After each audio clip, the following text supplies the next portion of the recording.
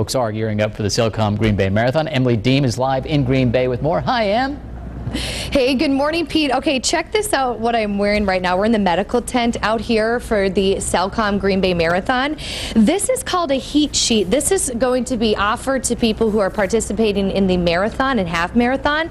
And this is something that they can get right after they're finished to keep them warm. And with the weather, what it's looking like this weekend, maybe some people will want to have one of these. We're out here in the medical tent right now, learning about how they prepare for any incident that would happen maybe during the marathon or half marathon with all of their safety equipment that they have out here. I have Dr. Jeremy Metzler, who is here with me with Prevea. We also have Heidi Gutchow, who is here, the athletic trainer with Prevea. But what we're going to do right away this morning is Jeremy is going to go over for us why this tent is here and why it's needed for this weekend. So Jeremy, tell me the purpose of this medical tent. Well, this tent's here to take care of any athletes who get injured during the run or even spectators at times.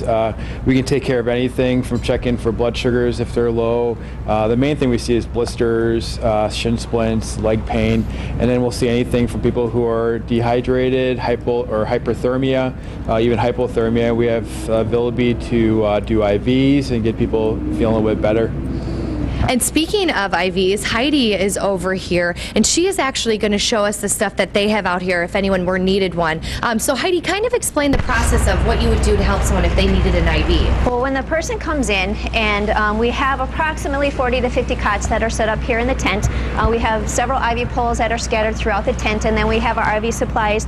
They come in and we start going through an initial screen. So we're checking temperature, blood pressure, looking at all the things from their vitals, and then once the nurses and the physicians evaluate them and determine that if they are cramping and need an IV, that then we have the capability here and we will set them up and start the IVs. Have you seen anything over the past years? I mean, this is the 12th year for it. So have you seen anything in the past years with medical issues you needed to attend to?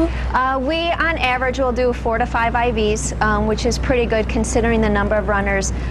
We have diabetic issues that will come in. We've had, people will vomit when they're done, so we're constantly, just working with their GI upset.